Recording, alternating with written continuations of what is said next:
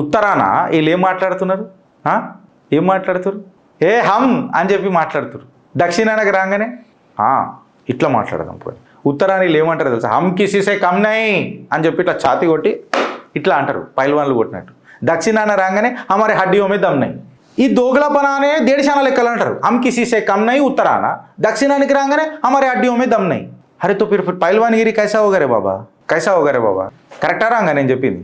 పంచాయతీ గిది. ఈ పంచాయతీలో మనం ఏం చేస్తాం అంటే అంచెలంచెలుగా పంచతంత్ర కథలు మాట్లాడుకుంటే ఎవరితో పొత్తు పెట్టుకుంటారు, ఏం చేస్తారు. నిన్ననే క్లియర్ కట్గా మాట్లాడుకున్నాం. విజయ్ అనుకున్నంత సింపుల్ ఏం కాదు. ఇప్పుడు తక్కువ అంచనా వేయడం కూడా కష్టమే. విజయ్ తన రాజకీయ భవిష్యత్తుని కుప్పగొల్పించుకోవాలనుకుంటాడా? ఈ రాజకీయ చరిష్మాని కన్సిస్టెంట్గా పెట్టాలని అనుకోడా? దీన్ని సస్టైన్ చేయాలని అనుకుంటాడు కదా ఎవడైనా. అది మినిమం కామన్ సెన్స్ కదా ఎవరికైనా. కరెక్టరా? ఇత్తిఫాక్లో గెలిచిపోయాడు, అడ్డిమారు గుడ్డి దెబ్బలో గెలిచిపోయినాడు. అందరూ అడ్డిమారు గుడ్డి దెబ్బలనే గెలిచిన వాళ్ళు. అదేదో మొత్తం మన నుదుటి మీద చిటితల్లి రాసుకొని వచ్చినట్టు, నేను ప్రధానమంత్రి, నేను ముఖ్యమంత్రి, నేను చిత్రగుప్త ఛానల్ అని చెప్పి రాసుకొని వచ్చినామా? అంచెలంచెలుగా ఈవెంచువల్గా పెరిగినాం.